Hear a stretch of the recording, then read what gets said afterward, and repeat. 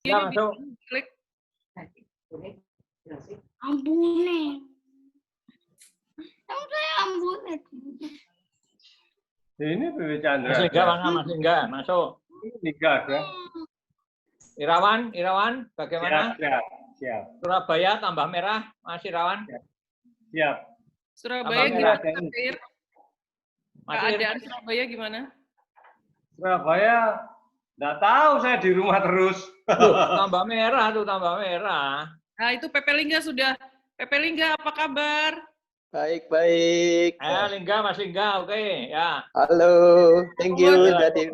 Ini kita ada 10 menit fellowship PP Lingga, gimana Jogja, keadaan Jogja?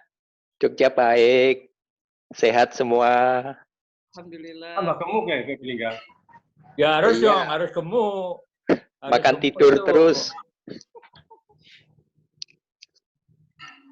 Masih ini sepi atau sudah atau tetap ramai juga PP Lingga Jogja? Jogja Apanya? mau PSBB toh? Ya. Ancang-ancang. Iya, ancang-ancang. Ancang-ancang.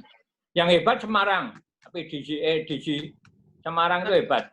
Semarang itu sinkron nganunya. Apa itu pengarahannya bagus.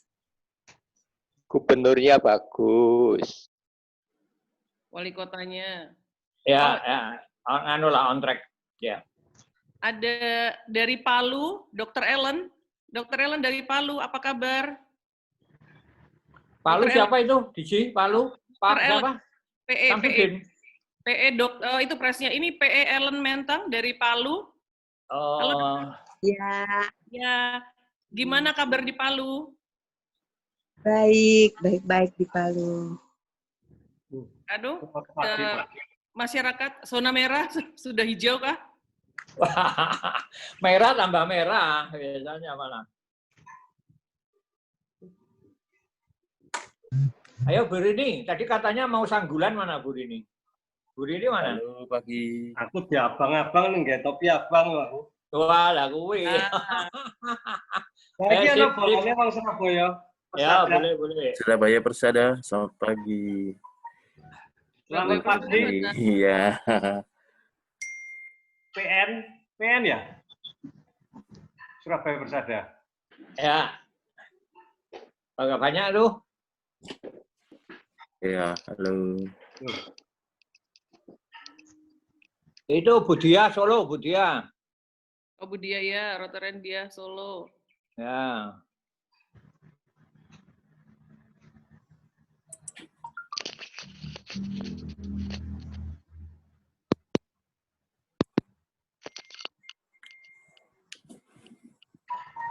DG Febri, good morning. Untuk Bu Eli itu, Bu Eli kan Eli RC Kaliasin. Di-on-kan aja mikrofonnya. DG Febri, good morning. Good morning. I took a picture and sent it to DG Raju, Oh iya. DG Irosi, Yes. DGN Budi, and DGN Rionardi. Because Oh. this is the new normal life. We have to be communicating via, online. Online, yes. Yes, we are now preparing for the training of your DGE and DGN. Oh, by training, by online. Rotary Zone Institute Singapore physically will not happen, but it is possible to be online. Oh, okay. Yes, so other zone held their Rotary Zone Institute via online. But the training of the future governors will be online. We do not know whether by January 2021, America will be open to all nations in the world because of the certificate for COVID free, because vaccine has not yet been developed. So I do not know. I doubt whether the training will be happening in January 2021. Okay. So it is possible to be online because we got already instructions from RI Director Surgeon to be ready on online training. Oh, I see. Online training. So in our district, it's already happening, this online meeting, online training. Gambir, 2 times a month, we have this online training. And we have some speakers coming from Malaysia, coming from other countries. So at least online training ma'am facilitate knowing the people outside Indonesia. Yeah. So your assistant regional coordinator, Hani, I think also will be joining the training on regional coordinators meeting June 26, 27, 28, 29, 4 days. June 20? Days, 2 hours Okay. online training, how to help district governor. Remember, your assistant regional coordinator is your advisor and your trainer. So the district governor must always ask help from PDG Hani to conduct training on membership. That is the role of assistant regional coordinator. Oh, okay. I do not know who is your regional foundation, assistant regional foundation. Regional Foundation PDGL. PDGL should go a training for all the clubs about the initiatives of Evanstone training. How about your public image? Public image, who is your public image? Public image Mufid. PDG Mufid. Henry. Mufid will have to have a training. So DG February, all ARCs are under your what we call assisting you on training, advising, and other things, you know? Okay. Okay, PDG. We'll have a meeting 26 until 29 Very good. with Bangladesh. Yes. Our new zone. Yes. Public image, yeah. Yeah. PDGL, that's not distance meeting now. Yeah, we have a we have our first distance training 3 days ago, so we will resume it after this Lebaran. Depending on assistant governor. Assistant governor has 4 clubs, so we will have what we call the training. Normally, Zoom is only about 2 hours. After that, it becomes boring. Yes. Only 2 hours is the maximum. It should be quick done. Yeah, more than 2 hours, it's difficult. It's very difficult, and I used to be invited as a speaker on online, but they only make it about 2 hours the most. Our 20, distance will be 5 yeah. January. GMS will be 5 June. GMS will be 6 June. Yes. So Bali is, I think, 3:30 or 4:30. Jakarta is 3:30 time. Oh, then we are 1 hour after. Yes, you have to follow Singapore and Malaysia. Yes. Oke. Baik, silakan kita mulai ya. Yap. Oke, jam 10. Silakan Rotorector Al.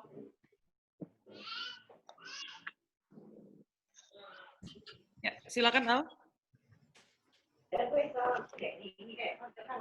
Baik, selamat pagi fellow Rotarians, Rotaractors, dan tentunya seluruh peserta dari Webinar Rotary District 3420 Indonesia. Selamat datang di Webinar Series dengan tema The Normal Life in Pandemic Situation.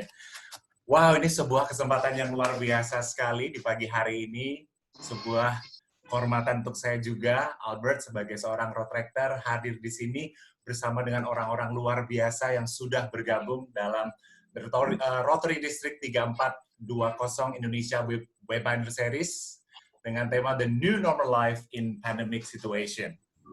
Baik, Bapak Ibu, seperti yang kita sudah tahu, kita sudah lihat bersama, dan terima kasih kepada DG Febri Hapsari Dipokusumo, dan kita juga akan mendengarkan bersama nantinya dengan guest speaker Dr. Reisa Broto Asmoro, seorang dokter, influencer, dan juga selebriti. Dan pada kesempatan pagi hari ini kita sudah mengawali kebersamaan kita dengan fellowship. Terima kasih, informasinya sungguh luar biasa sekali. Kita tadi sudah mendengarkan bersama, dan kini kita akan menuju webinar series seminar yang kali ini, pagi hari ini, kita adakan bersama-sama.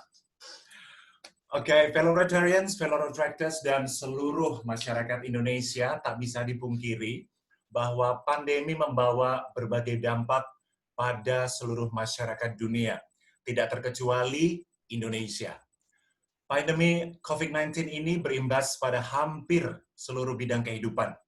Saya yakin seluruh peserta webinar juga sadar akan hal ini, dan berbagai cara untuk memutus mata rantai dari penyebaran COVID-19 telah dilakukan. Mulai dari imbauan untuk melakukan physical distancing, kemudian memakai masker di tempat umum, juga dengan meliburkan sekolah-sekolah secara sementara dan diganti dengan pembelajaran online. Juga mungkin beberapa dari Anda mulai dari work from home, juga munculnya program pemerintah, yaitu adalah pembatasan sosial berskala besar atau PSBB, dan usaha-usaha yang lainnya. Segala upaya telah dikerahkan untuk kembali ke keadaan yang akrab kita sebut dengan kata normal. Namun yang menjadi pertanyaan sekarang adalah sebenarnya seperti apakah normal itu? Perlukah kita menggeser sedikit atau mungkin banyak perspektif dan definisi kata normal ini menjadi new normal atau standar kenormalan yang baru selama masa pandemi ini masih berjalan. Dan inilah nanti akan kita kupas tuntas bersama dengan Dr. Reisa Broto Asmoro. Namun sebelumnya perlu saya sampaikan pula bahwa Rotary sebagai sebuah organisasi pengabdian masyarakat yang bermotokan service above self tentu sudah dan saat ini turut berpartisipasi untuk meringankan beban saudara-saudara kita akibat pandemi ini. Untuk lebih lengkapnya, saya akan memberikan kesempatan kepada District Governor 3420 Indonesia, Febri Dipokusuma, untuk bercerita secara sekilas tentang kegiatan-kegiatan Rotary di masa pandemi ini, sekaligus memberikan welcome speech kepada seluruh peserta webinar. Silakan, DG Febri Hapsari Dipokusuma. Di-unmute dulu, DG. Assalamualaikum warahmatullahi wabarakatuh. Salam sejahtera untuk kita semua. Selamat pagi Indonesia. Selamat pagi semuanya. Salam sehat untuk kita semua. Terima kasih Rotractor Alt dari Rotrac Solo Raya. Dan terima kasih para PAS District Governor yang luar biasa. Ada PDG Alpurwa, ada PDG Rudolfo, sahabat-sahabat dari Distrik 3410, ada PP Lingga juga, sahabat-sahabat dari Distrik 3420, ada dari Palu yang paling jauh, selamat pagi, dari Semarang, Surabaya, Malang, Solo, Semarang, Bali tentu saja, dan banyak Rotractor, dan ada DGI kita, DGI Nyoman Swastika, selamat pagi DGI, yang selama ini sangat luar biasa mengkoordinir gerakan Rotary Disaster Response, dan tentu saja sahabat-sahabat lain yang sangat luar biasa. Terima kasih untuk kesempatan webinar seri kedua. Ada PDG Mufid juga, selamat pagi, dan semuanya saja di sini. Terima kasih untuk kebersamaan hari ini. Semoga dengan kegiatan yang dilaksanakan oleh Distrik 3420 ini menambah semangat kita untuk berfellowship dan menambah wawasan kita, juga memperaktif kita, bagaimanapun juga dalam kondisi ke depan kita harus membiasakan secara online. Rotary adalah sebuah organisasi pengabdian masyarakat di dunia yang tertua dan sudah melakukan serangkaian kegiatan yang begitu banyak yang bisa dipersembahkan untuk masyarakat Indonesia dan dunia. Dan ada beberapa kegiatan yang kami lakukan di Rotary, ini adalah highlight dari program-program Rotary dalam periode Connect the World. Kami mengadakan Rotary Youth Day untuk mempersembahkan kegiatan penghargaan kami kepada anak-anak muda di seluruh area. Kalau dilihat pada screen, banyak kegiatan dilakukan dengan versinya masing-masing di berbagai area, yang intinya memberi kesempatan kepada generasi muda kita. Kemudian yang jelas merupakan highlight program secara dunia, Rotary selalu menggerakkan dan menggalangkan campaign untuk end polio. Dan inilah program End Polio Campaign untuk periode ini yang setiap tahun akan selalu dilakukan bersama-sama. Kemudian di tahun ini kami memiliki beberapa program highlight yang diajak bekerja sama di November kemarin dengan Mediator Beyond Borders untuk bersama-sama menciptakan perdamaian dunia. Ini diadakan di Bali dengan partisipan dari berbagai negara, para peace builder yang tergabung dalam Mediators Beyond Borders International sebagai partner dari Rotary International. Kami juga mempunyai highlight project untuk Rotary Sri Chinmoy Women's Home Peace Run sebagai bagian kolaborasi kami dengan NGO dan juga bekerja sama dengan Konsulat Jenderal Indonesia di Kota Kinabalu dan tentu saja distrik kita bekerja sama dengan distrik 3310. Dan program ini dilanjutkan di Surabaya, di mana kita juga membawa misi perdamaian. Kebetulan pada waktu itu dilaksanakan di bulan Februari bertepatan dengan bulan Peace and Conflict Resolution. Dan masih di bulan yang sama, di waktu yang sama, kami meningkatkan kerjasama dengan pemerintah, dalam hal ini pemerintah Jawa Timur, diterima oleh Bapak Emil Dardak selaku Wakil Gubernur Jawa Timur, Bupati Pamekasan, Bupati Bangkalan, dan seluruh masyarakat Madura membawa misi perdamaian dan menggerakkan kegiatan-kegiatan yang berbasis kerakyatan dan membuat Rotary semakin dikenal oleh masyarakat di Madura.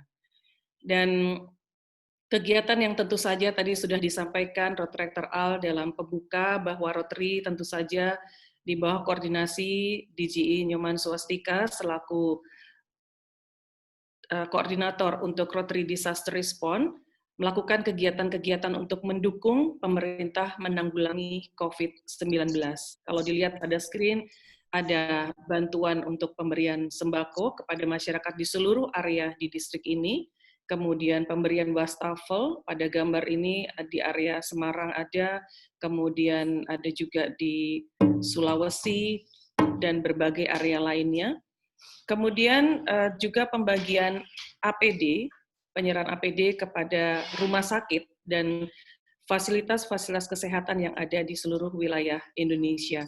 Dan tentu saja kami mempunyai sebuah proyek yang melibatkan begitu banyak volunteer, terdiri dari Rotarian itu sendiri, Rotary-Actor, juga masyarakat yang kami sebut dengan gerakan sejuta face shield, yang mampu membuat sebuah kolaborasi, kedekatan antar kami meskipun dalam keterbatasan, alhamdulillah kami bisa bergerak untuk berbuat sesuatu. Kalau dilihat pada screen, ada Presiden Aceh dari Lombok sedang menyerahkan bantuan, dan sebentar lagi Puskesmas Pembantu hibah dari Rotary akan hadir di Lombok. Dan sejuta masker kain yang diinisiasi oleh DGND Lina Suratman dari Semarang juga mewarnai gerak Rotary untuk memberikan kesempatan kepada anak-anak disabilitas dan juga wanita-wanita, ibu-ibu rumah tangga yang ekonominya sangat terganggu karena pandemi ini. Mereka diberi kesempatan untuk membuat masker kain bersama kami dan bersama anak-anak disabilitas dan mewarnai Indonesia dengan masker kain Rotary. Dan baru saja dari area Jawa Tengah menyumbangkan 20.000 masker N95 dan yang diterima langsung oleh Gubernur Jawa Tengah Bapak Ganjar Pranowo.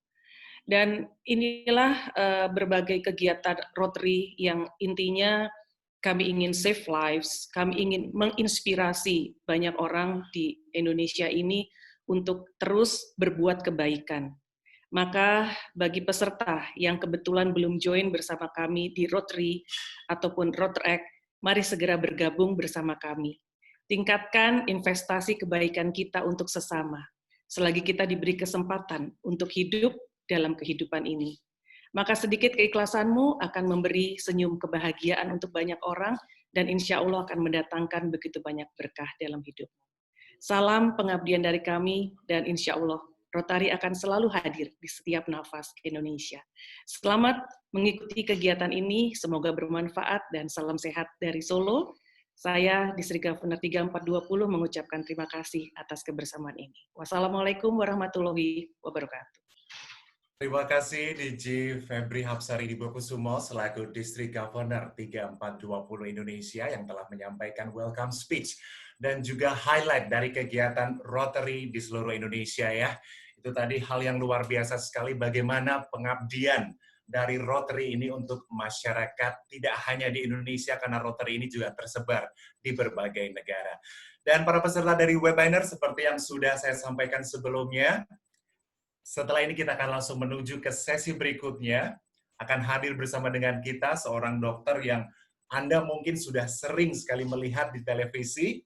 Tapi saya akan bacakan terlebih dahulu highlight dari kurikulum vitae dari Dr. Reysa Broto Asmoro atau yang dikenal dengan Dr. Ray. Beliau adalah dokter yang umum, namun sekarang sebagai lebih berkecimpung di dokter kecantikan dan tetap aktif dalam berbagi wawasan mengenai kesehatan melalui berbagai acara dan juga melalui akun media sosialnya. Dr. Reysa semakin dikenal publik setelah menjadi host dari program TV Dr. Oz dan Ibu Pintar di Trans TV. Beliau juga merupakan Putri Indonesia Lingkungan 2010 dan juga Miss International Indonesia 2011. Dan pada kesempatan kali ini kita bersama akan menyimak penjelasan beliau dengan tema The New Normal Life in Pandemic Situation. Nah, untuk para peserta webinar, ya nanti silahkan jika Anda ingin memiliki pertanyaan, saya yakin akan muncul pertanyaan untuk akan materi yang disampaikan. Silahkan diketik, ya silahkan diketik melalui chat box Anda, bisa melalui handphone ataupun dengan laptop Anda di chat box itu nanti, dan nanti di akhir sesi dari Dr. Ray, kita bersama-sama akan masuk ke sesi question dan answer. Oh ya, dari tadi teman-teman dari panitia sudah titip pesan ya, akan ada 2 giveaway dari Distrik 3420 untuk pertanyaan pilihan dari panitia, dan juga 2 giveaway dari Dr. Ray sendiri untuk para penanya yang menjadi pilihan dari kedua dari Distrik dan juga dari Dr. Ray. Begitu ya Bapak Ibu semuanya. Silakan nanti selama mengikuti sesi Dr. Ray, jika Anda memiliki pertanyaan, langsung aja diketik di chat box-nya, langsung ditekan tombol enter dikirim, kemudian nanti kita akan bahas di sesi question dan answer. Baik, untuk itu langsung saja, without further ado, saya akan persembahkan untuk Anda Dr. Reysa Broto Asmoro. Oke, cantik sekali. Selamat pagi, dokter. Selamat pagi menjelang siang. Iya, benar ya. Baik, dokter, seperti yang sudah saya sampaikan, saya yakin semuanya excited sekali seperti apa sih new normal life dalam situasi pandemik ini. Ya, dokter, saya ada waktu 40 menit untuk sesi presentasi. Untuk itu, silakan, Dr. Ray. Baik, terima kasih banyak, Albert. Saya ingin mengucapkan Assalamualaikum warahmatullahi wabarakatuh, salam sejahtera, Om Swastiastu, salam kebajikan, dan namo buddhaya untuk semuanya yang sudah hadir. Terima kasih atas kesempatannya untuk DG Febri sudah mengundang saya hari ini, dan tentunya kita dalam masa pandemi seperti ini menjalani masa PSBB, banyak sekali yang sudah berubah. Webinar sudah dilakukan oleh Rotary, saya sudah mengikuti, ternyata sudah banyak sekali yang di-sharing. Mungkin pada kesempatan pagi hari ini, saya akan sharing sedikit tambahan-tambahan mengenai new normal life yang mungkin akan menjadi kebiasaan kita sehari-hari nantinya akan seperti apa. Tapi sebelum saya masuk ke sana, saya ingin mengabarkan tentang pemberitaan yang terbaru mengenai coronavirus. Izinkan saya untuk share screen ya. Baik. Nah, tentunya kita tahu COVID-19. Kita sebut COVID-19 ini sebenarnya kepanjangan dari Coronavirus Disease 2019. Dan kenapa sih disebut itu? Karena sebenarnya penyakit ini punya namanya masing-masing berdasarkan jenisnya. Nah, coronavirus itu kita ketahui ada banyak sekali macamnya. Ada yang awalnya itu hanya menginfeksi binatang, tapi kemudian ada yang bisa menular ke manusia dan bisa menularkan dari manusia ke manusia. Dan ada jenis yang cukup mengakibatkan penyakit yang berat pada manusia, yakni jenis corona beta, yaitu yang kita ketahui dulu ada SARS, MERS, dan yang terbaru adalah SARS-CoV-2, yang disebut sebagai COVID-19. Kenapa ini menjadi penting? Karena ternyata penyakit ini sangat mudah menular dan mengakibatkan angka kematian yang cukup tinggi dalam waktu yang sangat singkat. Kita tahu penyakit ini kurang lebih baru muncul dan baru diketahui oleh masyarakat luas itu mungkin in less than 6 months gitu ya. Tapi ternyata sudah lebih dari 3,3 juta di seluruh dunia dan sudah hampir 20.000 di Indonesia sendiri dan sudah mengakibatkan korban jiwa 1.200 lebih dalam waktu yang cukup singkat. Dan ternyata juga angka kesembuhannya meskipun bertambah, tapi angka positif juga makin bertambah. Dan penyebarannya sebenarnya kalau kita ketahui tentunya berasal dari virus yang ada atau numpang di droplets yang ada ketika seseorang itu batuk atau bersin atau berbicara. Ketika kita berbicara mungkin ada sedikit percikan-percikan yang kita tidak sadari yang bisa membawa virus itu ke orang lain dan akhirnya bisa jatuh ke atas permukaan-permukaan barang yang bisa mengakibatkan orang lain juga bisa terpapar. Nah, bagaimana dengan airborne transmission? Memang ini hanya terjadi ketika tenaga medis melakukan kontak langsung dengan pasiennya. Jadi untuk orang-orang yang ada nih masyarakat awam di luar yang tidak melakukan kontak langsung di rumah sakit, itu mungkin tidak perlu harus terlalu khawatir terhadap airborne transmission ini. Tapi perlu diingat bahwa karena si virus ini kan numpang di droplets itu tadi ya, jadi dia bisa bertahan di barang-barang yang jatuh di atas permukaan barang-barang yang ada di sana dan bisa bertahan sampai beberapa hari. Misalnya ada yang sampai 4 hari, 5 hari, bahkan di plastik, botol plastik atau kantong plastik dia bisa bertahan sampai 5 hari. Meskipun ini adalah penelitian terhadap coronavirus lain yang bukan SARS-CoV-2 ini, tapi kita bisa memperkirakan bahwa jenis atau tipe dari coronavirus ini mirip-mirip antara SARS dan MERS. Jadi mungkin bisa memiliki masa hidup yang sama. Kemudian setelah itu, selain kita harus memperhatikan karena dia bisa hidup di tempat lain, dia juga kan akan mengakibatkan penyakit yang paling sering utamanya adalah demam batuk sesak napas seperti yang kita ketahui, tapi ternyata makin banyak gejala-gejala yang tidak khas.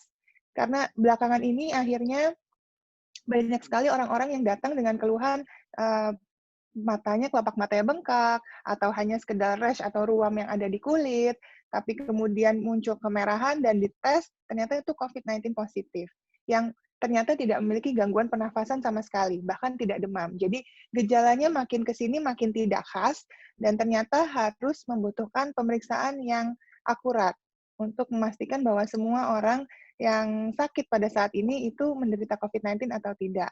Karena kita ketahui orang-orang yang punya komorbid atau orang-orang dengan penyakit penyerta seperti penyakit hipertensi, penyakit jantung, diabetes, penyakit kanker, atau gangguan sistem imun, kalau sampai terkena bisa mengalami penyakit yang cukup berat nantinya. Bahkan penyembuhannya pun akan lebih lama dibandingkan orang-orang dengan gejala penyakit yang ringan. Dan yang perlu kita waspadai, ternyata berdasarkan penelitian, orang-orang yang mengalami asimptomatik atau tidak memiliki gejala, atau presimptomatik yang gejalanya belum muncul, itu ternyata bisa sampai angka 30%. Nah, ini membuat semua orang harus waspada, karena belum tentu orang itu akan menyadari bahwa dia menderita penyakit, tapi dia kemudian tetap beraktivitas normal, tidak melakukan proteksi diri, yang kemudian bisa menularkan ke orang lain. Nah, ini kebayang 1:3 ternyata bisa membawa virus tersebut, jadi harus ekstra hati-hati. Apalagi kalau berhubungan dengan orang-orang dengan komorbid ya, yang tadi ya. Makanya harus dilakukan tes. Nah, saat ini memang tersedia 2 jenis tes, yakni ada rapid test dan ada PCR test. Rapid test sebenarnya hanya digunakan sebagai screening, di mana dia bisa diambil dari darah, sampel darah, ataupun dari swab. Dan ini tidak digunakan sebagai confirmation, karena confirmation-nya sampai saat ini yang merupakan gold standard diagnosis harus melakukan dengan PCR test. Nah, kita ketahui PCR test memang masih tetap ada kemungkinan false negatif dan false positifnya. Makanya harus diulang sebanyak 2 kali. Tentu ini membuat akhirnya penyakit ini makin harus kita waspadai karena ya itu, karena sampai sekarang tesnya juga belum memadai dan belum 100% akurat. Kemudian belum ada obat spesifik. Obat-obat yang ada sekarang yang diberikan bisa membuat perjalanan penyakit itu tidak semakin parah dan bisa memperingan atau memperpendek gejala penyakit yang ada, tapi ya itu karena tidak ada obat yang spesifik, tentu tidak semua orang bisa memberikan hasil yang sama, yang sesuai yang diharapkan. Memang saat ini ada terapi terbaru, terapi plasma, tapi memang ini karena masih dalam penelitian, jadi masih harus terus dipertimbangkan penggunaannya. Dan belum ada vaksinnya, betul sekali, makanya kita harus beradaptasi menjalani hidup ini dengan the new normal life. Karena kita tidak mungkin terus-menerus hidup dalam PSBB di rumah aja yang kita tidak bisa beraktivitas. Tentu kita ingin kembali ke dunia luar dan bisa melakukan aktivitas pekerjaan kita sehari-hari. Jadi, apa yang harus dilakukan adalah PHBS. PHBS itu tampaknya sudah kita ketahui dari dulu karena ini merupakan gaya hidup yang sudah dicanangkan oleh pemerintah dari zaman pemerintahan dulu sampai sekarang tuh nggak berubah, ya perilaku hidup bersih dan sehat. Tentunya yang sering sekali digaungkan, ini kayaknya hampir setiap berita, setiap apa yang kita baca pasti mengingatkan soal cuci tangan. Ya ini tahun 2020, saya pikir udah ada mobil terbang ya yang ada, tapi ternyata kita tetap harus mengingatkan semua orang bagaimana sih caranya cuci tangan yang baik dan benar. Nah, kenapa? Karena ini hal simpel yang mudah sekali menyelamatkan nyawa kita dan nyawa orang lain. Hanya dengan cuci tangan yang baik dan benar. Dengan apa? Kalau kehabisan hand sanitizer, nggak perlu khawatir, karena ada sabun. Gunakan saja sabun dengan air mengalir, karena kalau misalnya kita mau beraktivitas di luar ruangan, kita tinggal cari air aja, kita bawa sabun kemana-mana, nggak perlu ketakutan kalau hand sanitizer-nya habis. Karena yang disarankan kan memang sabun yang lebih efektif. Nah, cuci tangan ini semua udah tahu kayaknya ya. Saya mohon izin untuk mengingatkan kembali bahwa harus 20 detik, terus gerakannya harus 6 langkah minimal. Ya, harus dengan menggosok telapak tangan, sela-sela jari, kemudian pinggir jari, buku-buku jari, jempol, dan ujung-ujung jari kuku. Ini kesannya simpel, sepele, tapi sebenarnya kalau misalnya kita tidak menerapkannya dengan baik, percuma kita cuci tangan. Karena ternyata ada bagian yang nggak kena, kalau kebetulan yang nggak kena itu ada virusnya. Jadi ya sama saja, kita tetap bisa terinfeksi. Jadi harus hati-hati. Apalagi kita banyak berinteraksi dengan barang-barang yang ada di luar ruangan yang digunakan untuk bersama dengan orang lain. Dan PHBS tadi ada perilaku bersih hidup dan sehat, bersih dan sehat. Bersih tentunya bersih tadi diri sendiri ya, yang paling gampang dengan tadi. Dan lingkungan sekitar. Harus jaga sirkulasi udara yang baik.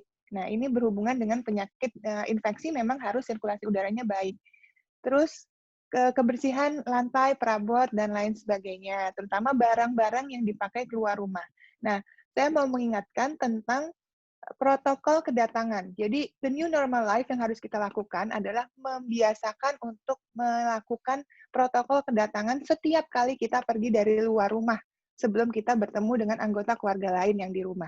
Yakni melepas sepatu di luar rumah, kemudian membersihkan barang-barang yang kita bawa dari luar rumah sebelum masuk ke rumah, cuci tangan yang bersih, kemudian langsung masuk ke kamar mandi dan mandi. Dan cuci bajunya langsung, jangan ditunda-tunda. Baju yang dipakai setelah dari luar rumah. Kenapa? Karena ternyata virus itu juga bisa menempel di serat kain yang kita nggak bisa lihat. Akhirnya kalau itu tersentuh oleh anggota keluarga yang lain, itu kemudian bisa tertular. Setelah kita mandi bersih, kemudian bisa mengganti bajunya yang bersih dan baru bertemu dengan anggota keluarga yang lain. Ini sangat penting untuk dijadikan kebiasaan agar kita bisa menjalankan the new normal life. Kita nggak perlu takut untuk bekerja di luar rumah dan kembali ke rumah lagi nantinya kalau protokol kedatangan ini dijalankan dengan benar. Oke. Next, tentunya tetap harus membiasakan jaga jarak aman. Kenapa sih harus 1-2 meter? Nah, tadi kan sudah ada alat numpangnya nih si virus ini. Harus melalui droplets atau percikan air liur. Nah, diharapkan 1-2 meter itu cukup aman agar percikan air liur itu tidak sampai ke orang lain. Makanya kalau kita mau beraktivitas di luar ruangan, pastikan ketika kita mau naik mode transportasi atau kita mau pergi ke suatu gedung, suatu ruangan, mau meeting misalnya, pastikan kita tetap bisa menjaga jarak 1-2 meter. Karena ini penting sekali, jangan disepelekan, apalagi kita lihat belakangan ini makin banyak orang yang ignore, tapi kemudian angka kesakitannya tiba-tiba melonjak tinggi lagi. Kemudian jangan membiasakan diri untuk menyentuh mata, hidung, mulut dengan tangan yang belum dicuci. Karena kita punya kebiasaan misalnya kucek-kucek mata, garuk-garuk hidung gitu ya, atau pegang-pegang muka gitu. Nah, itu kebiasaan-kebiasaan yang sudah harus diubah. Di new normal life ini udah jangan dibawa lagi. Kemudian membesuk orang sakit juga sudah tidak disarankan lagi ya. Jadi cukup melakukan kontak melalui online mungkin atau memberikan hampers, tapi tidak perlu datang ke rumah sakit untuk menjenguk orang sakit atau orang yang lahiran misalnya. Kemudian biasakan menjalankan etika batuk yang baik dan benar, batuk dan bersin. Biasa kita kalau batuk suka kebiasaan menutup dengan telapak tangan ya atau bersin ya. Mulai sekarang biasakan etikanya dengan siku. Kenapa? Karena di siku ini jadinya akhirnya kita tidak menularkan ke orang lain atau membawa virus ini ke barang-barang yang ada di sekitar. Gitu. Karena kebiasaannya jadi harus berubah mulai sekarang. Dan ini harus diterapkan kepada anak-anak. Karena dari kecil harus menjadi kebiasaan. Dan tentunya untuk menjaga daya tahan tubuh kita, gaya hidup kita harus kuat, harus sehat dengan konsumsi makan gizi seimbang. Ya, gizi seimbang nanti akan saya jelaskan secara detail, tapi pastikan dalam kondisi pandemi seperti ini, makanan yang kita konsumsi harus matang. Baik itu produk hewan ataupun sayur dan buah, sebaiknya kalau tidak bisa matang, dicuci dengan sabun. Sabun kalau bisa yang food grade ya, kalau untuk sayur dan buah, karena agar aman untuk dikonsumsi. Lalu biasanya suka ada orang yang mengandalkan satu imun booster tertentu. Nah, apakah ini bisa untuk menjaga sistem imun kita? Nah, sebenarnya tidak. Tadi saya sudah bilang makan gizi seimbang. Inilah yang sebenarnya paling penting. Makan gizi seimbang itulah yang bisa mendukung sistem imun kita agar bekerja dengan optimal. Jadi bukan dengan memboost melalui satu atau dua vitamin tertentu saja. Makan gizi seimbang ini ada patokannya sebenarnya. Ini sudah dari dulu diproklamirkan, yaitu isi piringku. Ternyata sayur dan buah itu tidak bisa saling menggantikan. Jadi makan sayur harus sama banyaknya dengan makanan pokok kita, dan buah harus sama banyaknya dengan lauk pauk. Dan ini harus dikonsumsi per kali makan. Jadi jangan menyepelekan bahwa ternyata vitamin dan mineral yang dikonsumsi sama kita tuh seharusnya banyak. Cukup banyak, termasuk air mineral yang cukup. Biasanya kita suka memproklamirkan 2 liter per hari, tapi ada yang lebih spesifik lagi, boleh disesuaikan dengan kondisi tubuh masing-masing ya. Jadi 0,03 dikalikan kilogram berat badan kita, itu adalah kebutuhan air mineral basic kita. Jadi kalau belum mencukupi, mohon ditambah. Biasanya orang-orang yang dengan berat badan yang lebih tinggi membutuhkan cairan yang lebih tinggi lagi. Jadi harus disesuaikan dengan kondisi tubuh, apalagi kalau banyak beraktivitas, banyak berkeringat, jadi bukan patokannya 2 liter, tapi 0,03. Oke, kita masuk ke gizi seimbang. Ya, kebetulan karena gizi seimbang ini sebenarnya salah satu hal yang bisa membuat kita lebih sehat, karena yang paling penting kita harus konsumsi adalah protein. Kenapa sih protein? Nah, karena protein ini fungsinya banyak sekali. Termasuk di situ adalah membentuk antibodi untuk sistem kekebalan tubuh. Contohnya apa sih protein? Saya kalau nanya gitu biasanya orang suka jawabnya daging, telur, susu gitu ya. Tapi ternyata harus diingat bahwa protein juga ada sumber nabatinya. Jadi bukan hanya sumber hewani. Dan bisa dihitung di sini ya, kebutuhan tiap orang juga beda-beda tergantung berat badan. Dan sayur dan kacang-kacangan juga ternyata sumber protein yang baik. Jadi bisa dikombinasi. Dan hati-hati orang Indonesia biasanya kalau ngolah-ngolah protein atau lauk pauk biasanya ujung-ujungnya digoreng lagi. Nah, akhirnya malah meningkatkan lemak yang tidak perlu gitu. Dan kalau karbohidrat saya sarankan untuk mengkonsumsi karbohidrat yang kompleks. Tujuannya apa? Agar kita tidak terlalu mudah ngemil karena kenyang lebih lama dan dicernanya lebih lama. Ya, kadar gulanya juga lebih stabil, dan ada bonusnya, bisa mengontrol emosi dan nafsu makan. Nah, jadi lebih baik kan? Kenapa sih kok yang kompleks itu lebih baik? Nah, kalau simpleks kan misalnya nasi putih, bolehlah diganti ke yang lebih tinggi serat, seperti nasi merah, nasi coklat, nasi hitam, dan lain sebagainya. Next, bagaimana dengan lemak? Rasanya semua orang takut sama lemak ya. Kalau saya bilang konsumsi lemak, rasanya langsung, waduh kolesterol saya gimana, trigliserid gimana. Nah, ternyata kita tetap butuh lemak loh. Lemak itu fungsinya salah satunya yang paling penting adalah sebagai penyerapan vitamin A, D, E, dan K. Kalau misalnya kita sampai kurang lemak, terus kita tetap konsumsi vitamin ini, ternyata sama aja bohong, karena nggak terbantu penyerapannya. Jadi tetap harus konsumsi, tapi ingat, lemaknya usahakan lemak yang baik. Ya, di sini ada beberapa contohnya lemak baik, dan usahakan lemaknya juga jangan yang gaji-gajian, ya lemaknya dari yang tumbuh-tumbuhan. Kemudian yang nggak kalah penting adalah serat. Serat ini sebagai prebiotik. Serat ini tadi sudah ada di macam-macam ya, dari karbohidrat kompleks, dari sayur yang kita makan, dari buah gitu. Tujuannya prebiotik ini yang kita biasanya tahu kalau ada di iklan-iklan susu biasanya tuh terkenal. Ada FOS, ada GOS gitu ya. Tujuannya sebenarnya apa sih? Untuk ngasih makan si probiotik atau kuman baik yang ada dalam tubuh kita. Probiotik itu apa? Probiotik itu adalah kuman-kuman yang ada dalam tubuh. Jadi kalau kita lagi makan, itu sebenarnya ngasih makan kuman yang ada dalam tubuh kita. Kita mau sehat, kita bikin sehat dulu kuman yang ada dalam tubuh kita. Kuman ini kalau floranya seimbang, flora normal dan flora jahatnya itu sedikit, maka bisa membuat benteng kita dan tentara kita ini kuat terhadap apa segala macam yang ada di luar. Jadi penyakit infeksi tidak mudah masuk. Makanya probiotik itu sebenarnya penting sekali untuk dikonsumsi setiap hari. Apakah harus dari makanan? Nah, sebenarnya tergantung. Kita tuh punya salah satu probiotik, ya, ini adalah makanan unggulan. Ini ada tempe. Ini kalau di luar negeri harganya mahal sekali. Di Indonesia rasanya biasa aja.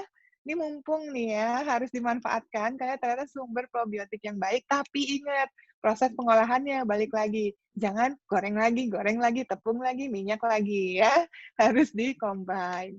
Kemudian selain tadi makanan pokok ya, makronutrients, ada juga mikronutrients. Yang penting adalah zat besi. Kemudian ada zinc. Ya, zinc ini juga bisa membantu untuk penyerapan vitamin C. Kemudian ada vitamin A.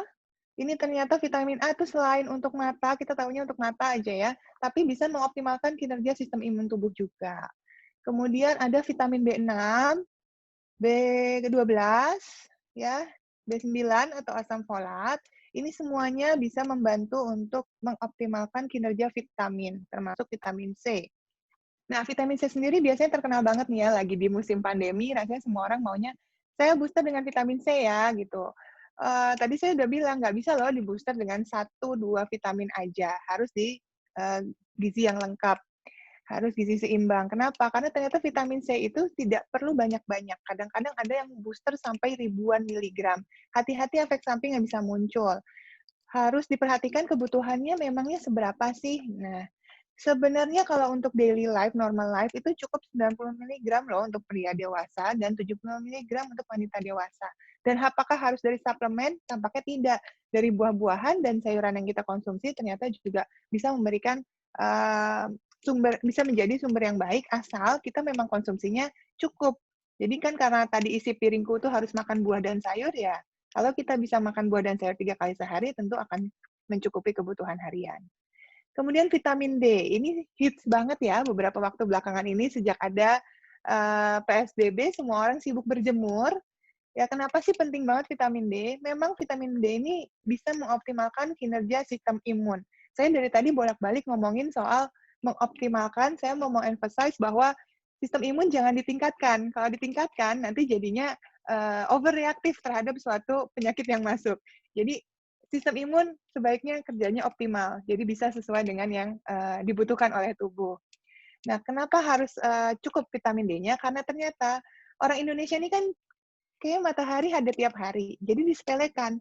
Kalau ada matahari, yang ada malah ngumpet dalam rumah. Karena takut hitam kayaknya kebanyakan. Nah, jadi ini membuat hampir seluruh orang Indonesia ini mengalami defisiensi vitamin D.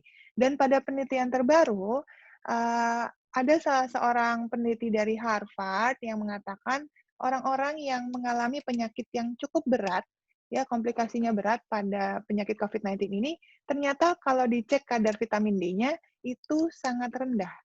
Jadi makanya vitamin D ini harus menjadi perhatian khusus. Nah, karena mostly dari makanan kita nggak mencukupi ya kebutuhan vitamin D-nya. Jadi yang paling mudah, murah, dan efisien adalah dengan berjemur. Tapi apakah semua orang ternyata harus berjemur di waktu tertentu? Nah, ini kayaknya sempat ya jadi perdebatan. Ada yang tim jam 8, saya tim jam 10.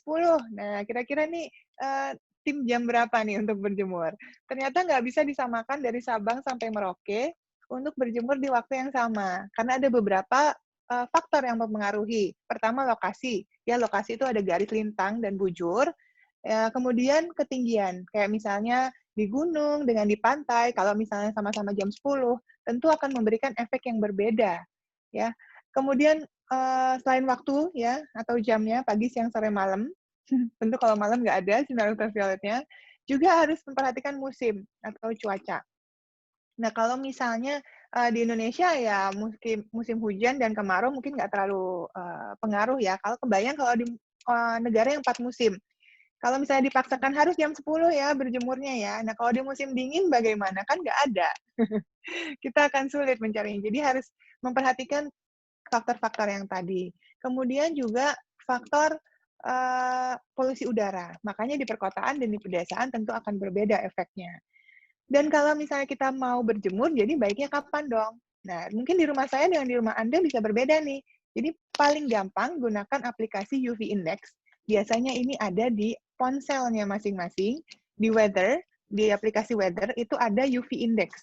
Biasanya akan ada di paling bawah, dan di situ hanya tertulis angka. Angka 0 sampai, biasanya kalau di iPhone, sampai 11 plus. Atau kalau di Android bisa ada angka yang lebih. Atau pakai aplikasi UV Index juga bisa di-download. Tujuannya apa? Ketika kita mau berjemur, kita lihat dulu UV Index-nya berapa sih? Apakah masih termasuk UV Index yang aman? Nah, amannya itu di angka berapa dong? Ini dia. 1 sampai 2 itu termasuk aman. Jadi kita tidak perlu menggunakan proteksi yang seperti sunblock dan lain-lain. Tapi kalau angkanya sudah 3 sampai 5, tampaknya kita harus menggunakan proteksi sunscreen, sunblock gitu ya, terutama kalau sudah lebih dari high. Kalau sudah masuk angka 8, 9, nah itu sudah harus proteksi yang lebih, seperti pakai topi, kacamata hitam, dan lain sebagainya. Kalau sudah di angka 11 bagaimana? Nah, itu dia. Sebaiknya tidak boleh berjemur lagi. Karena apa? Sangat meningkatkan resiko dari kanker kulit.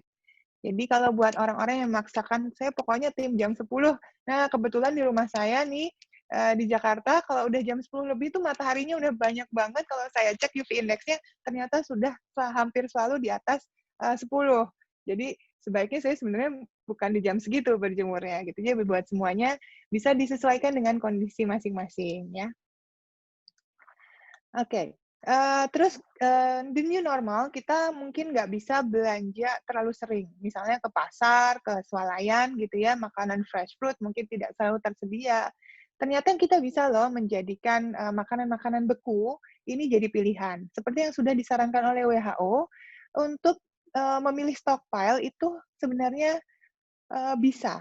Ya, bahkan seperti daging, itu ternyata pilih yang beku itu lebih banyak nutrisinya, kemudian sayur dan buah juga demikian, tapi hindari yang kalengan dan bukan frozen junk food. Jadi pilih yang menyerupai bentuk aslinya, ya itu akan lebih baik. Tapi bisa menjadi pilihan, jadi opsi. Jadi nggak perlu setiap hari harus ke pasar. Terus gimana kalau misalnya kita pesen makanan online? Nah, ini mungkin orang jadi takut ya beli makanan dari luar, apalagi kita bertemu dengan ojol, ya, yang dimana kita kan nggak tahu, mungkin dia juga nggak tahu dia sakit atau tidak, atau membawa virus atau tidak ya.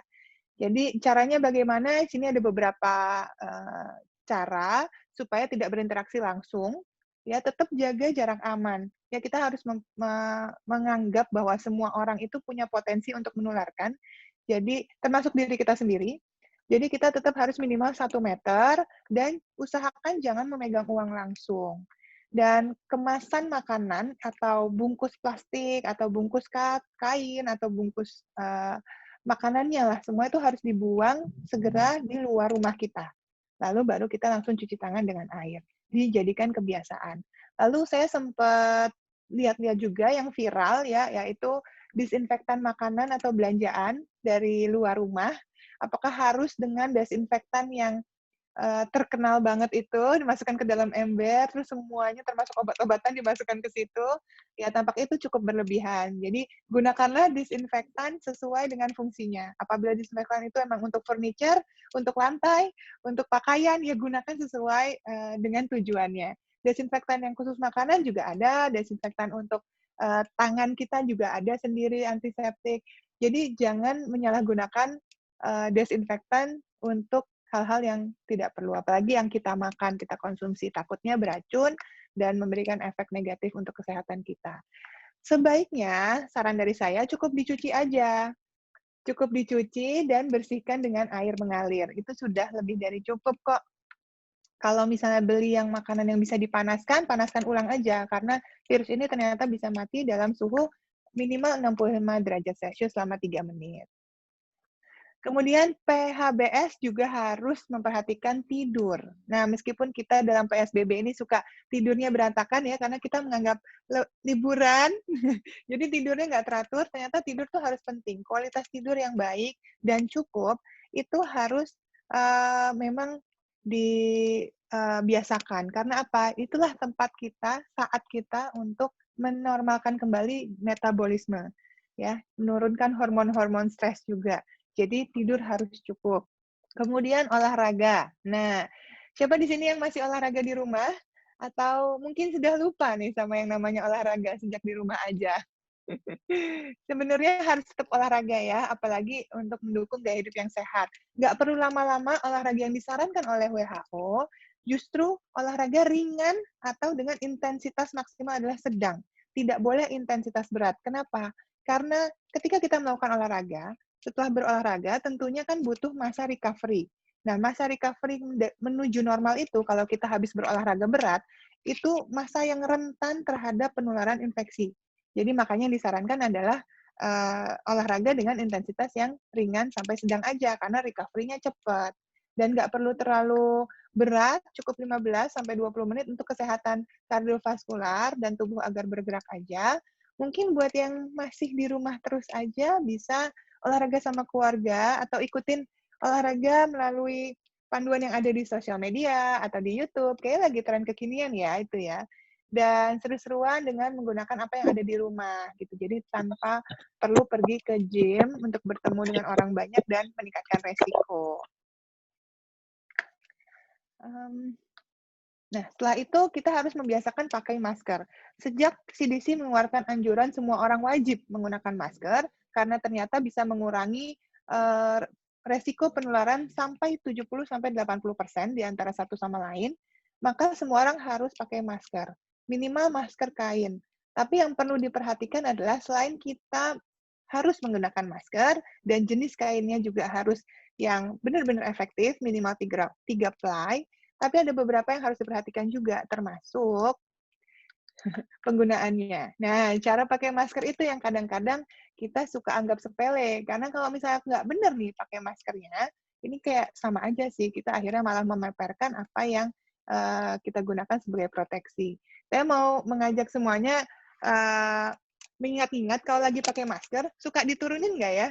Taruh di bawah, ntar pakai lagi, bagian atasnya dipegang-pegang gitu ya. Nah, itu sebenarnya nggak boleh. Kenapa?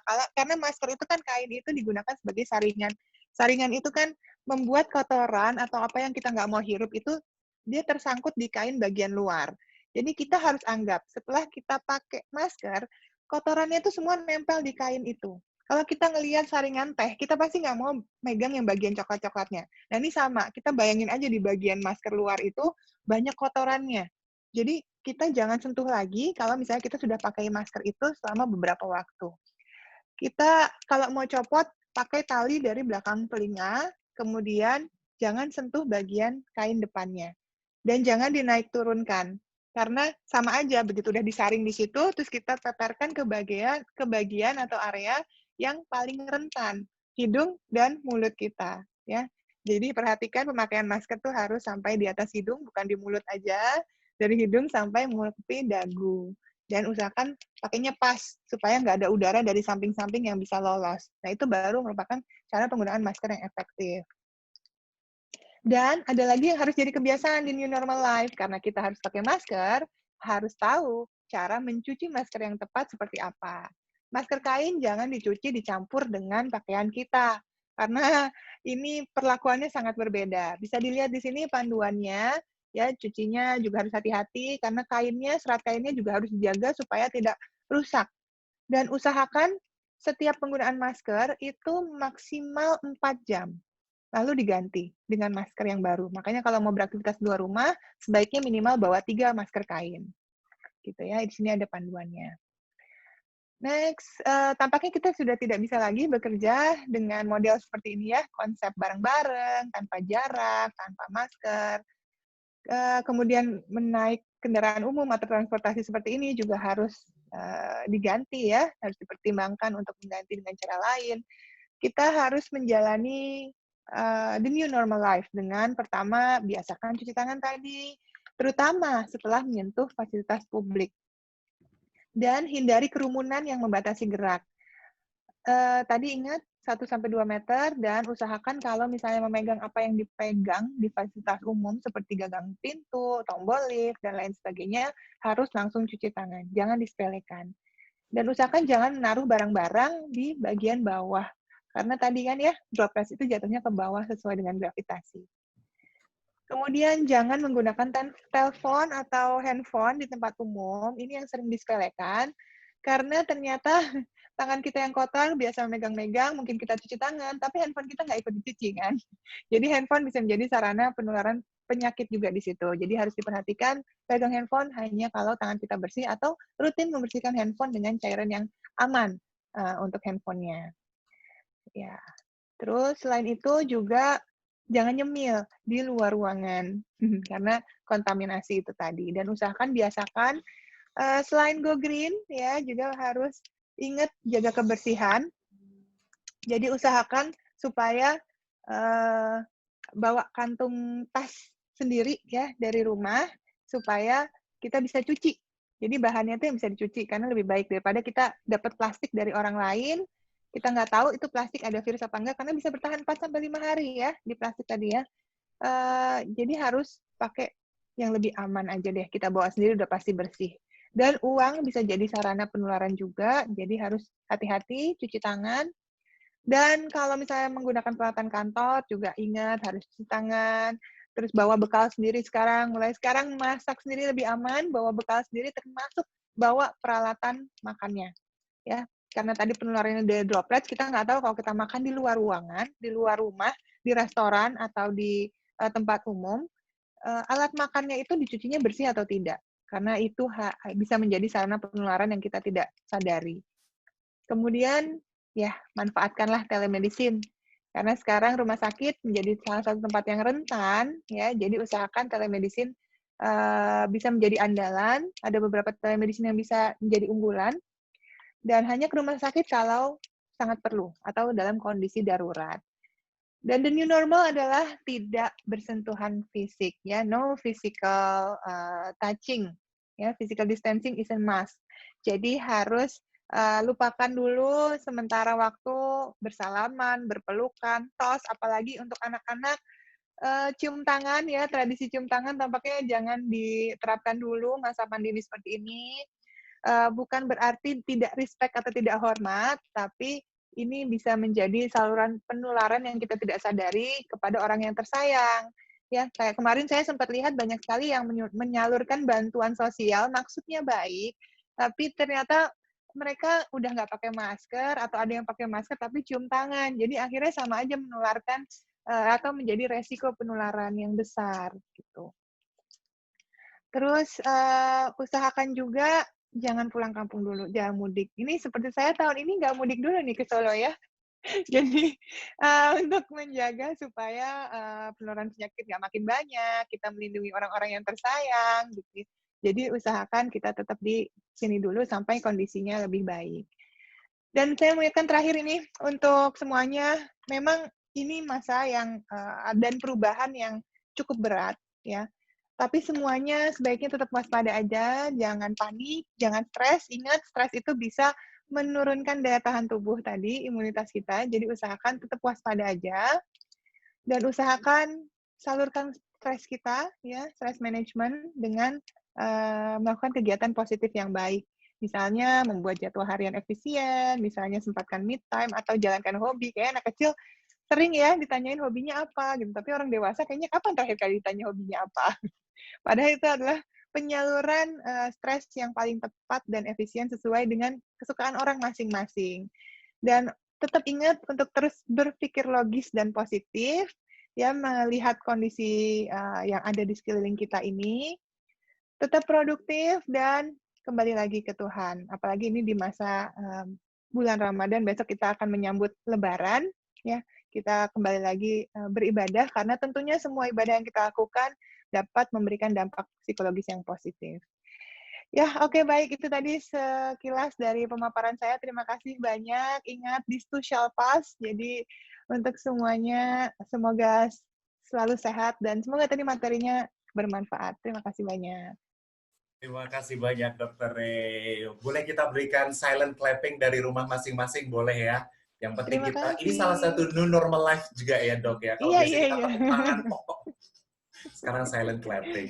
Baik, Oke. terima kasih Dr. Reisa, dan kini kita akan masuk ke sesi tanya-jawab or question and answer. Sudah banyak pertanyaan yang masuk, namun sebelumnya saya juga ingin menyapa PDG Eva Kurniati dari Jakarta, yang baru saja bergabung, dan juga PDG Andre dari Kuching, Malaysia. Selamat datang, selamat pagi ya, menjelang siang.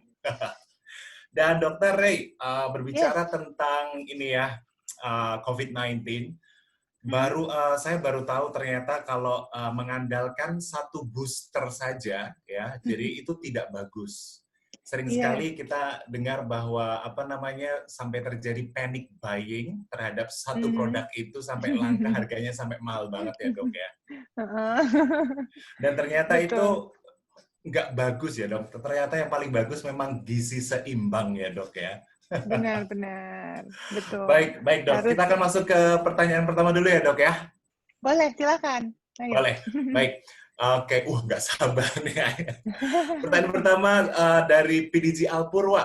Ya, ini berkaitan dengan plastik, Dok. Seperti yang kita ketahui bahwa Indonesia itu kan konsumsi plastiknya masih sangat banyak. Nah ya, dan seperti yang dokter sampaikan bahwa droplet atau virus itu bisa 4-5 hari bertahan di plastik. Gimana nih, Dok, supaya kita tidak gampang terkena, dan cara sosialisasi kepada masyarakat, jangan pakai plastik loh, atau gimana treatmentnya itu, Dok? Oke, kalau misalnya kita nggak mau pakai plastik, tentu sudah banyak sih pilihannya, kayak tas-tas yang terbuat dari kain, gitu ya, atau plastik yang recyclable, yang terbuat dari ubi, dan lain sebagainya. Tapi memang yang jadi tantangan adalah, itu tadi yang terakhir pertanyaannya, gimana sosialisasi dan orang mau switch? Karena pertama dari sisi harga tentu sangat berbeda ya. Kemudian juga kebiasaan, faktor kebiasaan. Buat orang-orang yang mungkin merasa bahwa ribet banget ya, kantong belanjaan tuh harus bawa sendiri dari rumah, nah itu yang harus diubah mindset-nya. Jadi kalau misalnya kita punya kantong belanjaan yang kita taruh di tas-tas nih semuanya, mungkin sudah jadi kebiasaan karena di toko-toko tentu sudah banyak yang tidak menyediakan.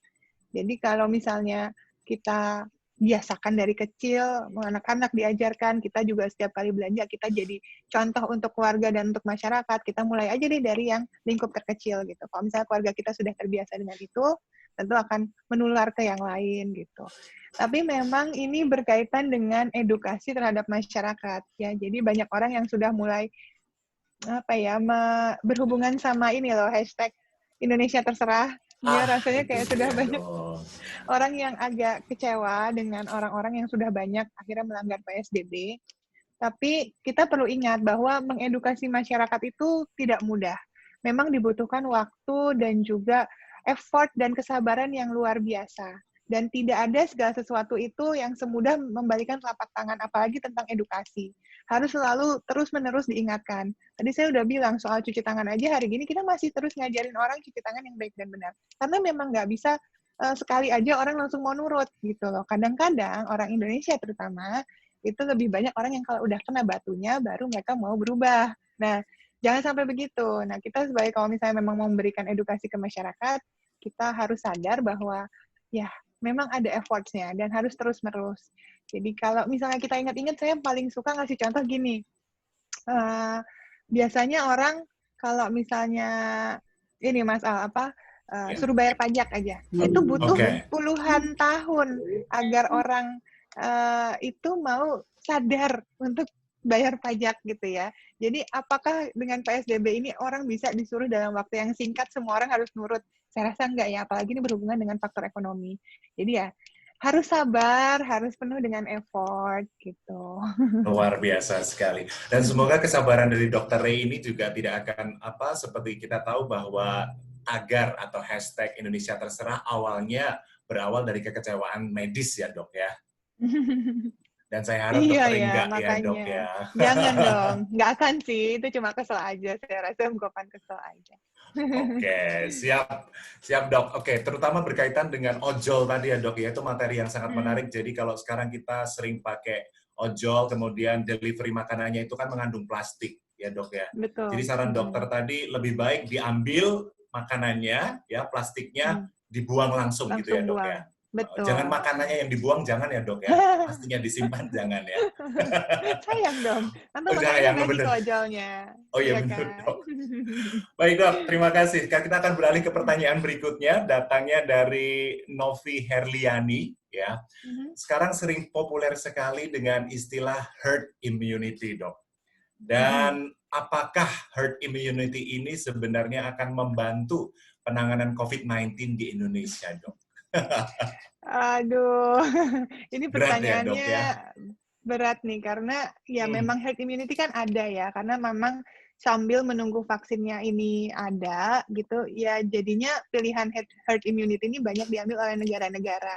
Karena apa? Ya jadinya kayak pilihan opsinya kalau misalnya dia nggak mau perekonomiannya berhenti, ya jadinya ini gitu kan. Tapi kita harus perhatikan bahwa orang yang terinfeksi, ini kan dia kalau herd immunity ini paling enggak membutuhkan orang sekitar 50-70% populasinya itu terinfeksi, ya, supaya muncul kekebalan gitu loh. Bayangin untuk sebanyak itu orang yang tertular, apalagi kalau misalnya kita lihat nih, infeksi SARS-CoV-2 ini pada satu orang itu kan kemudian dia bisa menular kepada 2-3 orang lainnya. Dan karena rata-rata algoritma kekebalan kelompok itu harus mencapai 50-70% populasi itu, dengan jumlah penduduk 271 jiwa nih ya, kira-kira di tahun 2020 ini, Indonesia harus membuat 182 juta rakyatnya terinfeksi. Baru kemudian terbentuk si herd immunity. Kebayang nggak, dari jumlah tersebut, sekitar 10%-nya itu kan termasuk dalam infeksi yang harus mendapat penanganan khusus. Artinya, ada sekitar 18,2 juta rakyat harus masuk rumah sakit. Apakah rumah sakit di Indonesia ini memadai untuk jumlah tersebut? Dan kebayang nggak sih kalau misalnya kita hitung berdasarkan persentasi kematian nih di Indonesia kan rata-rata sekitar 8,9%. 89% lah. Ya, betul. Berarti diperkirakan Indonesia akan kehilangan sekitar 16 juta jiwa. Gitu. Jadi kan ya buat kami sebagai tenaga medis, satu nyawa itu kan sangat penting ya, sangat berarti. Jadi kalau harus kehilangan dan merelakan begitu saja kehilangan 16 juta jiwa, rasanya kami sangat sedih gitu loh terhadap option yang itu gitu. Jadi kalau bisa usahakan deh supaya kita nggak terjangkit yang berat gitu ya, penyakit-penyakit daya tahan tubuh kita harus kuat. Tadi PHBS menjadi jalan keluar utama yang harus dilakukan di new normal life ini gitu, supaya kita nggak mengalami kesakitan. Oke, siap Dok. Ngeri juga sih ya kalau harus kehilangan sekian itu dan menginfeksi sekian itu. Jadi itu kayak last option aja ya Dok ya. Atau kalau bisa tidak perlu lah. Oke. Nggak perlu dipikirin lah. Yang penting kita masing-masing bisa mengajak diri kita dan keluarga kita, orang-orang yang tersayang ya, melakukan PHBS yang baik dan benar gitu. Siap Dok. Baik, kita akan beralih ke berikutnya. Pertanyaan datang dari Diana Andalusi. Apakah COVID-19 ini mirip dengan penyakit TBC dan sinus karena gejalanya hampir sama Dok? Wah, begini, gejala penyakit tuh banyak sekali yang mirip ya. Bahkan bukan cuma TBC aja dan sinus. TBC itu memang karena bukan virus ya, dia tuh kuman ya, bakteri ya. Jadi memang dia efeknya adalah di saluran pernafasan. Tapi tadi saya udah sempat bilang ternyata COVID-19 ini nggak semua orang mengalami penyakitnya di saluran pernapasan, meskipun 3 gejala utamanya demam, sesak napas, dan batuk. Ya, tapi ternyata tidak selalu itu gitu yang harus diwaspadai. Dan tentu gambarannya berbeda. Kalau kita melakukan pemeriksaan fisik, pemeriksaan penunjang seperti laboratorium ronsen, terus pemeriksaan uji tuberkulin dan lain sebagainya, itu kan akan baru bisa menggambarkan hasil yang berbeda nih kalau dia kena TBC atau kena COVID. Terus yang perlu kita waspadai adalah COVID-19 ini hanya bisa dipastikan melalui PCR swab test. Artinya, semua orang yang punya gejala penyakit sekarang ini itu bisa kita curigai jadi COVID-19 karena gejalanya jadi nggak jadi bias, ya. Sampai sejauh ini belum ada satu orang pun yang bisa bilang, oh COVID-19 pasti punya satu gejala ini. Ternyata enggak. Bahkan kan banyak yang tidak bergejala itu tadi, asimptomatik gitu. Benar-benar. Dan kalau tadi dokter sampaikan juga ternyata salah satu gejala barunya itu adalah kelopak mata membengkak ya dok ya? Kelopak mata bengkak, mata merah gitu ya, Mata tanpa merah, keluhan lain. Itu kan sesuatu yang kita nggak pernah kepikir. Ya, bulan kemarin kita belum tahu. Benar-benar dok. Kalau dompet bengkak dok, gimana dok? Senang kita ya. Senang gitu kita. Ya? Oh iya benar-benar dok. Baik, pertanyaan berikutnya ya dok ya. Ini banyak banget pertanyaan yang masuk. Oke, ini akan saya gabungkan. Yang pertanyaan berikutnya datang dari Wardi Madyo, yaitu adalah adakah antibiotik untuk mencegah COVID-19? Kemudian yang berikutnya adalah Budi Suhardi, karbokompleks apa yang gampang didapatkan dok? Ya, jadi 2 pertanyaan ini saya kira karena kayaknya cukup singkat nih kayaknya. Oke. Antibiotik tentu diberikan sebagai pengobatan penunjang ya, karena sebenarnya COVID-19 adalah virus. Antibiotik digunakan untuk mengobati bakteri, antibakteri. Jadi bukan sebenarnya diberikan khusus untuk mengobati si virusnya. Tapi karena penyakit ini biasanya berbarengan atau mengakibatkan penyakit karena bakteri lain itu masuk atau infeksi nosokomial yang ada di rumah sakit, jadi biasanya akan diberikan antibiotik juga. Tapi sebenarnya bukan buat si COVID-19-nya, tapi penyakit penyertanya. Terus karbokompleks yang mudah didapatkan ya paling gampang beras ya. Beras merah, beras coklat, beras hitam tuh gampang. Terus gandum. Bukan beras putih ya dok ya? Beras putih itu seratnya rendah. Kadar glukosanya biasanya lebih tinggi. Tinggi, tapi enak ya dok di lidah kalau sama sambel apa itu lebih enak ya dok daripada pakai beras merah ya dok. Iya, tapi habis itu kita cepat lapar lagi nanti. Iya benar sih dok, benar. Baik, gitu ya. Jadi paling gampang adalah beras, tapi kalau bisa ya jangan beras merah ya, bukan beras yang warna putih, tapi yang merah atau yang hitam atau yang lainnya ya, yang mengandung lebih banyak serat. Oke, baik berikutnya dok. Nah, perlukah setiap orang, baik anak dan dewasa ini untuk melakukan rapid test, dok? Mengingat sekarang banyak orang yang OTG, orang tanpa gejala, dan ini kan juga salah satu pencegahan di luar PHBS dan mengoptimalkan imunitas tubuh nih, dok. Perlukah setiap orang melakukan rapid test, dok? Oke, tadi saya udah bilang kalau rapid test itu sebenarnya bukan confirmation test. Jadi hanya sebagai screening. Kalau orang itu sudah punya gejala penyakit biasanya, itu baru dicek apakah dia gejala penyakit ini COVID atau bukan, tapi hanya sebagai screening. Artinya rapid test ini kan bisanya mendeteksi antibodi. Di situ ada imunoglobulin G, ada imunoglobulin M gitu ya, di mana itu baru muncul kalau misalnya tubuh kita sudah menciptakan antibodi, dan itu biasanya nggak langsung.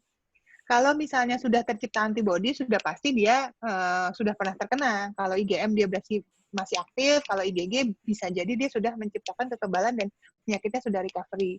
Tapi kalau misalnya hanya untuk screening orang tanpa gejala, itu agak sulit, karena tadi belum tentu si antibodinya muncul. Kalau antibodinya nggak muncul, terus orangnya positif, ternyata punya virus, terus dianggapnya, oh negatif nih, oh berarti dia bebas nih kemana-mana, ketemu orang-orang yang dia sayang, tetap aktivitas, ketemu orang-orang yang rentan, gitu ya. Ya kan berbahaya, gitu. Jadi sebenarnya jangan mengandalkan rapid test. Kalau memang mau, ya harus PCR swab test, itu dia. Tapi ya kan itu biayanya nggak sedikit, dan effortnya juga lebih ya dibandingkan rapid test. Jadi memang sebenarnya bukan bukan sebagai jalan keluar sih. Benar. Jalan keluarnya kembali lagi ya dok ya, the new normal life tadi ya, gizi seimbang. Iya, itu aja. PHBS. Baik, baik. Dok, ada pertanyaan lagi yang sangat menarik dok nih. Ini mungkin dari pengalaman pribadi dari si penanya atau mungkin teman atau lihat di TV datang dari Regina Citra. Jadi bagaimana kalau kita menemukan orang yang pingsan di tengah jalan atau kejang-kejang dan kita takut, oh itu jangan-jangan karena COVID-19 nih. Nah, sebagai orang awam, kita pastikan pengen nolongin, tapi juga kok antara takut, atau gimana nih dok? Kalau dari pandangan medis, sebaiknya apa yang dilakukan dok?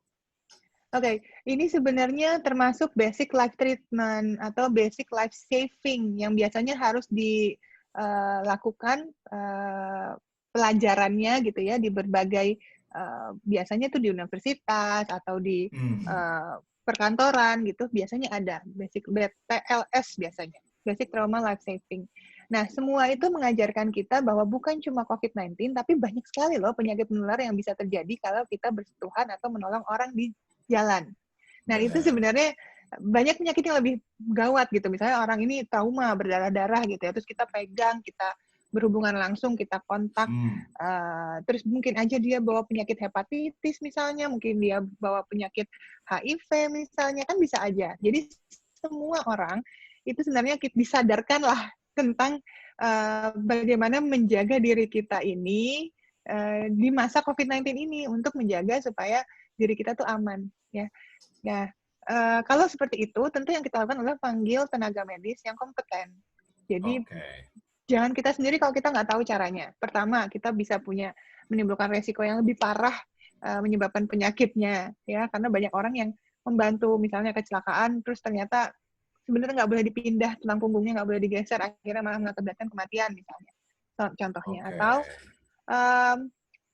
ya, kalau misalnya memang pingsan gitu ya, terus kita mau membantu supaya nggak di tengah jalan, memindahkan, kita harus tahu dulu caranya, kemudian pastikan kita bisa pakai proteksi, misalnya jangan bersentuhan langsung, atau kalau habis pegang, ya cuci tangan langsung, kita tetap harus pakai masker, dan lain sebagainya. Tapi ya, kalau di negara lain, ya yang namanya ambulans, 911, itu kan sudah bekerja dengan baik ya. Kalau di sini kita harus tahu deh yang tempat lokasi terdekat di mana. Gitu. Karena ya resiko sebenarnya bukan cuma COVID sih, banyak banget.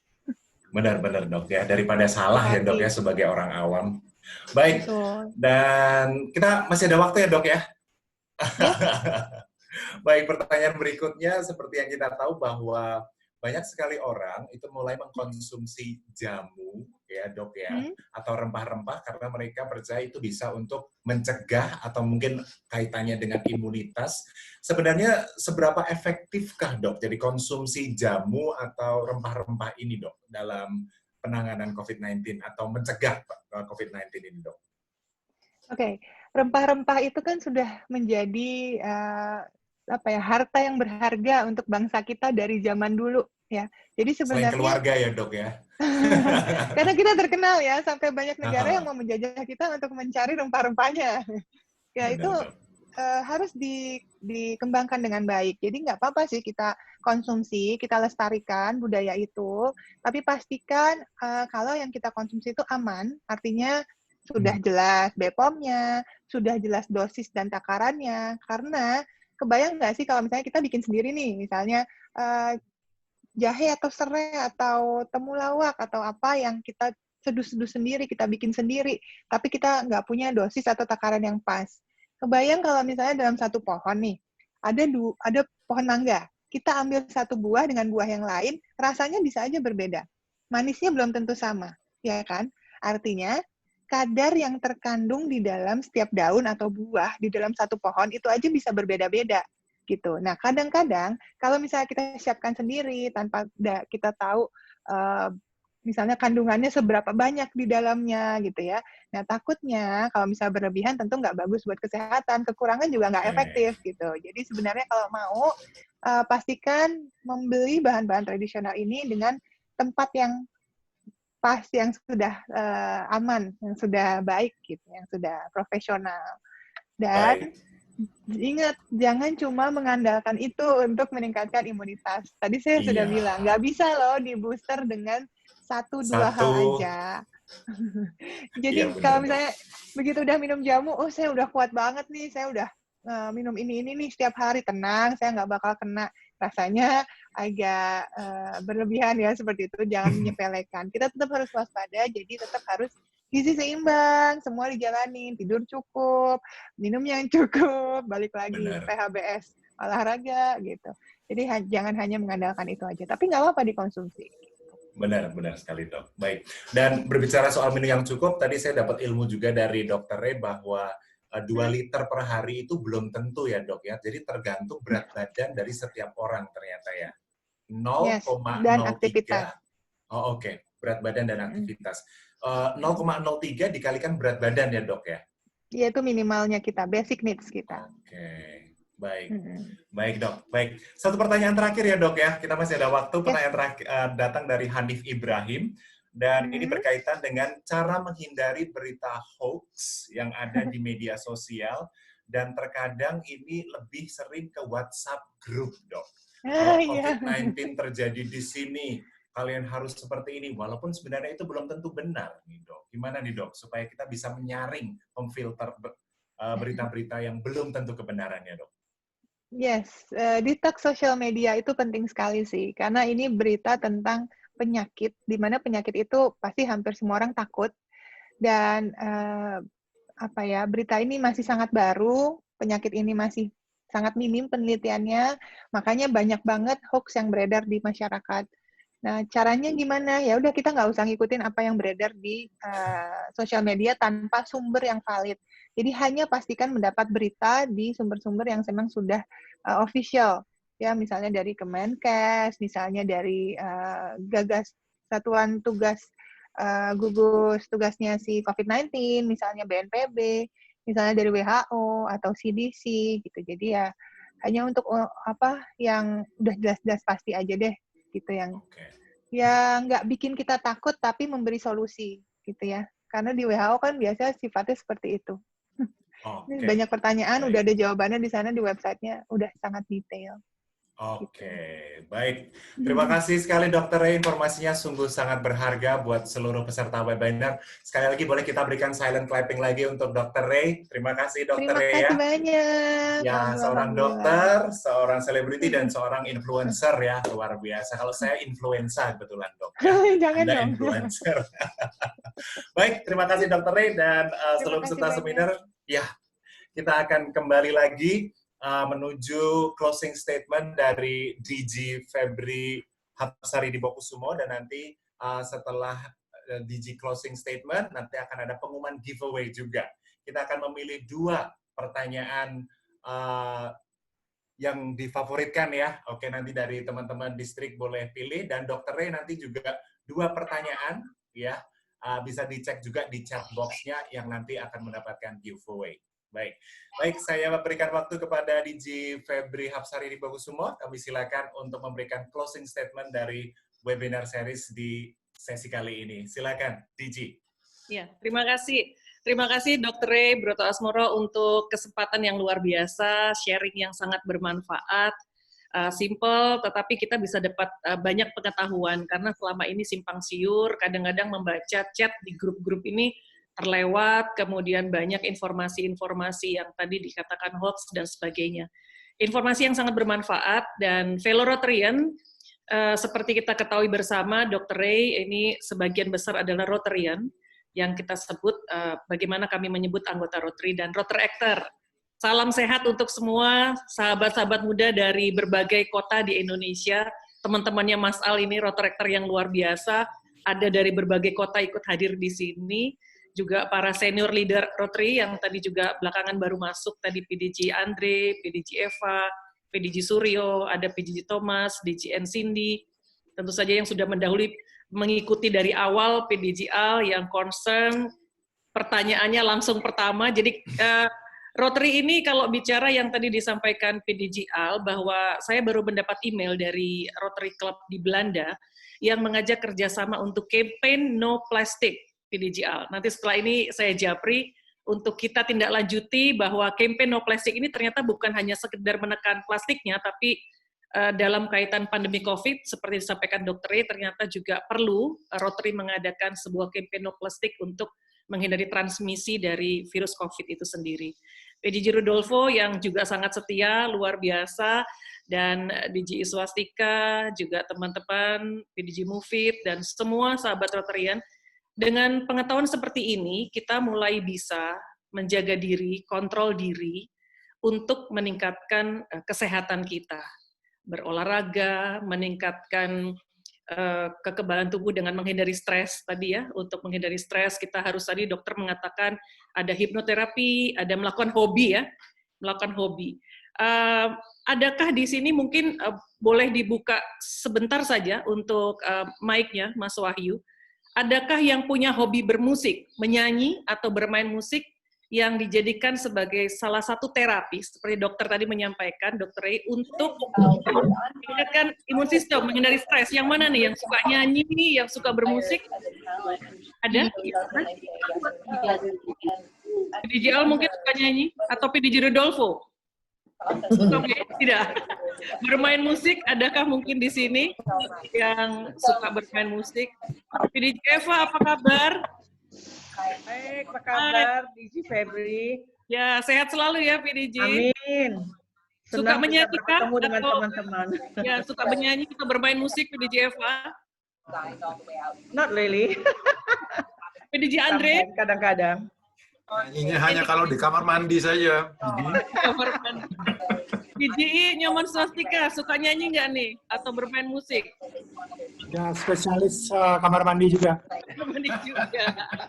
Ya, ada Didian Budi Suka Suwardi. nyanyi di karaoke. Ya, Didian Budi Suwardi gimana? Suka nyanyi juga? Nyanyi dan berbuat.